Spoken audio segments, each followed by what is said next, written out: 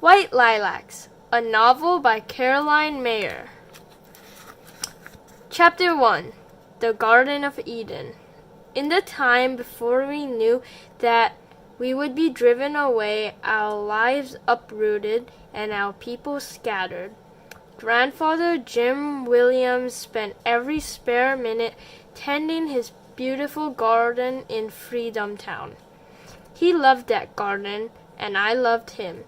The garden was my favorite place. "It's the Garden of Eden, Rosalie," he would tell me, his crinkled brown face shining with quiet pride. "Right here in Freedom." I knew, of course, I was 12 then, and I thought I knew a great deal, that God had created the amazing assortment of trees and bushes and flowers abounding in that paradise, as colorful and bright as the counterpanes Grandmother Lila stitched for each member of our family. But I also knew whose careful hands set the tender young plants in the rich brown earth, dark as my skin, and nursed them as they sprang up and flourished. And I also knew that many of the plants and bushes and vines had come from the much larger, much finer garden belonging to Mrs. Eunice Bell, where my grandfather worked. He had what we called toting privileges, and he was allowed to take along whatever he trimmed or thinned or weeded out of Miss Bell's garden and plant it in the Garden of Eden. For instance, he had dug up a sucker from the white lilac by Mrs. Bell's kitchen door and coaxed it to take root in his front yard. He laid out a curving path leading to it with odds and ends of broken bricks that my brother Henry brought him from the brickyard. And he built a low picket fence round it so that children playing in the neighborhood would not accidentally come too close to his precious white lilac. "It's very rare," he proudly told those who admired its sweet-smelling blooms. "Purple lilacs are common, but only once in a long while do you come across something like this." "Fusses over it like it was a child," Grandmother Lila murmured. "Because its name is most like yours," he told her soothingly, and she smiled at that. I remember that the white lilac near Mrs. Bell's kitchen door was in full bloom on the day the ladies of the Garden Club of Dillon, Texas, came to her house for a luncheon.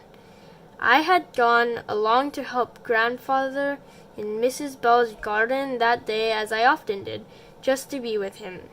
And I watched the ladies arrive under the porte cochere where her husband, Mrs. Thomas Bell, parked his backyard automobile. They wore dainty white gloves and stylish hats to shade their faces from the harsh Texas sun. They strolled in their soft leather shoes on the winding brick walks my Uncle Theo had laid through the garden under Grandfather's direction, and they exclaimed at what they saw. Mrs. Eunice Bell liked to claim all the credit for the garden, although I'm sure the club members knew very well that it was Jim Williams who made it so special. 2 or 3 times a year, Mrs. Bell would step outside the grand white house on Oak Street and lead Grandfather around the garden, giving him guidance, as she called it. "Jim, I think we have shades of pink over yonder on the west side," she would say with a wave of her hand, "and blues and purples back there toward your shed. But next to the White House itself she would have only white flowers, hostas and creamy lilies, and tall irises, set off by their green leaves. There were to be no yellow flowers or orangey red anywhere. "I've never been fond of those colors, Jim," she would say. My grandfather would follow her respectfully, nodding as she spoke and murmuring, yes, and she would get her shades of pinks and blues and purples wherever she wanted them, and her green and white alongside the house. In Grandfather's Garden of Eden, the colors were all jumbled up together, and he added some yellow and orange flowers on his own. I liked that better. It's the way I thought the first Garden of Eden probably was. After the ladies had time to admire the flowers and praise Mrs. Bell for creating such a beautiful display, she led them inside, not through the kitchen, of course, where my Aunt Tilly was fixing their lunch, but up the broad steps of the veranda that wrapped around the sides of the house. She ushered them past the pots of white geraniums and through the stretched glass door that opened into the east parlor. I was glad to see the ladies pass inside, because that meant I might have time when my work was done to make a few drawings in the lined tablet I kept hidden in the garden shed. I particularly liked to draw flowers. Just that minute, my Aunt Tilly leaned out the back door and anxiously beckoned to me. "I need you to serve the lunch," she said as I stepped into the kitchen. "Cora's taken sick." My cousin Cora, Aunt Tilly's daughter, most always served the lunches to company and the dinners to the Bell family. Mr. Thomas Bell and Mrs. Eunice Bell and their daughter Catherine Jane, who was 2 years older than me, and their son Edward when he was home from college, and any guests who might come by. I had known the Bell family all my life. Mrs. Bell was kind, generous even. She often sent home Catherine Jane's old clothes for me, pretty dresses with lots of wear left in them that Mama said I must be grateful for. But I did not feel easy around any of the Bells except Catherine Jane. And now Cora had sent word at the last minute with Uncle Theo that she was feeling poorly, and Aunt Tilly decided I would have to take her place. My mother's whole family worked for the Bells, and now I was included. Although I helped out in the kitchen, sometimes peeling vegetables or scrubbing the pots when the Bells had a big dinner, I much preferred to be out in the garden with Grandfather Jim. Aunt Tilly had never before asked me to serve in the dining room. Nevertheless, she took hold of my arm and pulled me into the pantry to put Cora's uniform on. Cora was 19, big and robust like Aunt Tilly, and I was kind of a skinny little thing, and that black uniform hung on me like a bedsheet on a pole. Aunt Tilly attacked it with pins, bringing it down to size. She tied the white organdy apron, starched crisp as paper, around my waist with a bow in the back, and set the little pleated white cuff on top of my springy black hair. She made me put on Cora's black shoes with rags stuffed in the toes to keep them from slopping up and down. Then she pointed to a big silver tray with 10 china bowls filled with creamy soup, which I was to carry out to the ladies whose voices could be heard like soft music on the other side of the swinging door. "Now, Rosalie, when you set something down in front of a person, you stand on her left side," Aunt Tilly explained. And when you pick up an empty bowl or plate or whatever, you stand on her right side. Lower left, raised right. That's the rule. Understand? Without waiting for me to answer, she gave me and the silver tray a firm push through the door. Go, she said. The long table was set with white linen mats on the dark polished wood and linen napkins folded to show the embroidery in the corner. Silver spoons and forks lay alongside flowered china plates. To save my life, I could not figure out how I was going to follow Aunt Tilly's rule loaded down with that enormous tray. Then I heard Aunt Tilly push open the door a crack. Set the tray on the sideboard, Rosalie, she hissed at me. Sideboard? I looked around and saw a low cupboard that appeared big enough to accommodate the tray, and I lurched toward it, setting the trays and bowls down with a clatter. There was a catch in the conversation, and I know Mrs. Bell was drilling holes in my back with her little blue eyes. My hands were shaking, but then the talk resumed, and I picked up 2 soup bowls by their graceful curved handles and set them down in front of the 2 ladies closest to me. One in a hat with so many feathers that she looked like a little bird. The other wore no hat and a plain gray suit. Her straight brown hair was fastened back from her face with a pair of combs.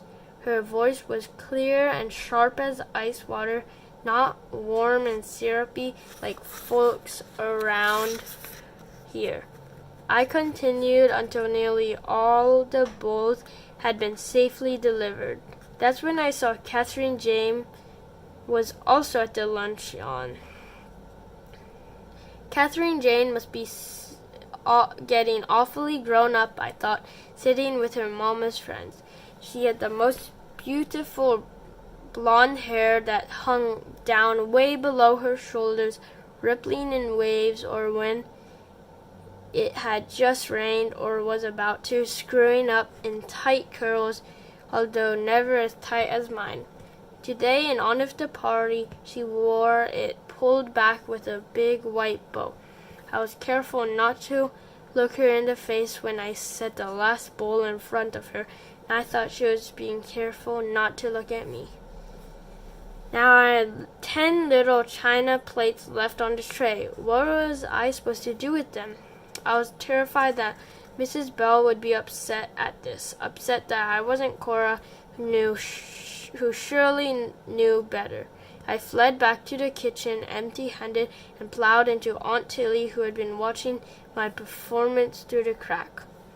Rosalie, you were supposed to carry the soup bowls on their saucers and sit them down together, just like you do with a cup of coffee.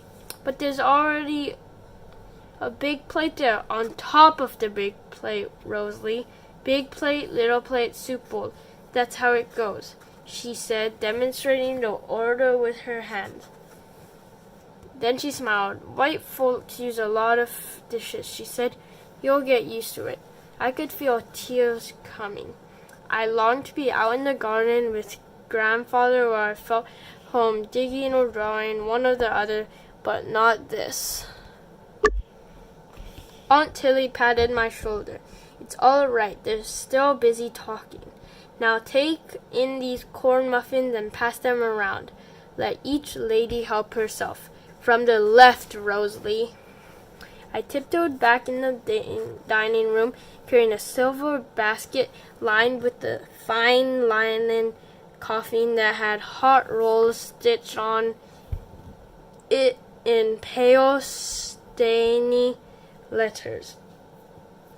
Mrs. Bell was too busy listening to her guests to pay me any notice as I slipped around from guest to guest, holding out the basket of muffins. Even Catherine Jane wasn't looking my way, like I was a complete stranger. But it's so obvious, Eunice, said a lady in a large white hat, reaching for a muffin. She had a ring with big diamonds on her finger. Something has to be done about Freedom Town, and this is the answer. My ears perked right up when I heard her mention Freedom Town, the neighborhood where I lived. Most all the Negroes of Dillon lived there, except for a few colored folks who didn't have regular jobs but got along as best as they could and lived in a collection of rickety old shanties to the south of Dillon, a place known as Dogtown. Back then, this was in 1921, Freedom, as we called it, was our part of Dillon. There was everything you could want in a town. Our college school and 2 churches and a grocery store and cafe and whatever else a town could be expected to have. Our own colored doctor, mortician, everything. Just happened that Freedom was right in the middle of Dillon. White people on every side of us, but we all got along fine, long as us colored folks stayed in our part of town except to work. At least that was what I thought. I should leave those poor Negroes would be happy to leave Freedom Town in a lavender dress, such a muddy old place with Hickory Creek overflowing every time there's heavy rain, said a lady in lavender dress. Such a muddy. We'll simply move them to a more appropriate area, but they're like children. They have to be persuaded that it's for the good of. The silver basket trembled in my hands. Who was this lady to speak about moving people out of Freedom? Move who? Move where? Mrs. Bell began to pass around the butter dish, and I rushed back to the kitchen. They're talking about us, I whispered anxiously to Aunt Tilly. You're not to listen in on other folks' talk, she said sternly. You're to mind your work and make sure that they get served right. I couldn't help hearing. Don't talk about it now, she warned me. It's bad business. Nevertheless, I stood by the door and strained to hear. It's important that we get to work on this as soon as possible, said Miss Eunice Bell. Tom's seen to the legal papers so that we can talk to people around town about the plan and circulate a petition. The site is perfect for a park, said another lady. Most every other town the size of Dillon in the state of Texas has a city park. Dallas has had several beautiful parks for years now. If we're going to be a growing community and attract the right kind of people, we must have a park here. And gardens, Mrs. Bell added. I can picture some lovely formal gardens designed for year-round blooming, like mine. I would be happy to help with the planning. Don't forget a library, added someone else, and a women's club. Certainly the town needs that to raise the level of culture. I frankly cannot think of a single soul who could have the slightest objection to this plan, except the Negroes, said the lady with a voice like ice water. Mostly I couldn't understand her, but I understood that. Then Mrs. Bell laughed, and the other lady started to laugh too, appreciating what must be a joke. Did you hear me, Rosalie? Aunt Tilly whispered, yanking me away. Get to work. Their iced tea glasses must be about empty. I knew by the look on her face that Aunt Tilly had been listening too. I swallowed hard and pushed open the door. The pitcher, beaded with sweat, stood on the sideboard, ready for me to carry around to each glass. I can imagine that you would have a different point of view from ours, since you're new to Dillon, Mrs. Firth. but Mrs. Bell was saying in a voice thick and sweet as honey to the lady with ice in her talk. They probably do things much differently up there in Philadelphia, but this is Texas after all. Our Negroes aren't like yours. As Madeline says, they're childlike, and I'm sure they'd all be very, very happy to have nice new homes. That's always a source of pleasure, no matter what your race, don't you think? She gazed around the table at her guests, who all murmured, "Oh, yes." We're not without our Negro problems in the North, the lady explained. I thought she looked a lot younger than the other ladies. They're arriving by the thousands from all over the South looking for factory jobs. They live in the most deplorable conditions. Our Negroes wouldn't leave to go to the North, Mrs. Bell said in a confident tone. I can say with complete assurance that they're perfectly content here. Then I saw her frown. Is the ham ready? She asked, not recognizing it was me, Rosalie, who was usually out in the garden with mud on my knees instead of here in her dining room with the sparkling chandelier and the thick carpet. Yes, some, I said. Aunt Tilly was waiting for me, scowling. The bowls? Did you gather up the soup bowls? I had to rush back and collect them. Ray's right. I remembered at the last second, and I hoped I would not miss something important in their conversation, although I hated what I was hearing and it frightened me. What's wrong with you, Rosalie? Aunt Tilly scolded when I came back, dirty bowls and unused saucers clattering on the silver tray. But of course she knew. This was just her way of telling me I had to wake up and do things the right way, no matter what was wrong with me.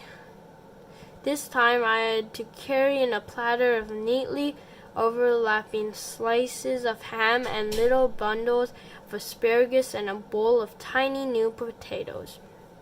Now what was I to do? Uneasily I looked to Mrs. Bell for help, who said only, "Put them down here, please," pointing to the silver trivets in front of her. I'll serve them. I knew I should leave then, but stubbornly I stayed standing motionless to one side where I hoped she wouldn't notice. Catherine Jane noticed, though, and I caught her looking at me, and I dropped my eyes and stared at the swirly pattern in the carpet. Somehow I managed to get through the rest of the meal. The lady from the North talked about her new job teaching art at the Dillon Academy for Young Ladies, and she told them about the prize-winning roses her mother grew in her garden in Philadelphia. The subject changed to roses. There was no more about Freedom Town. I served the dessert pudding and carried in the silver coffee pot and matching sugar bowl and cream pitcher, glad that Mrs. Bell preferred to pour the coffee into the delicate china cups herself. The ladies carried the coffee onto the veranda, and Aunt Tilly told me she didn't need me to stay and dry the china and silver as she washed it. Afraid I would break something, I'd guess. I was relieved to be out of the house and back in the garden. I found Grandfather behind his shed near the vegetable patch where he grew things Aunt Tilly could use in Mrs. Bell's kitchen. Garden lettuce, a few tomato vines, some spring onions. When he went back into the shed, I followed him. In the stifling darkness, I repeated what I had heard in the dining room.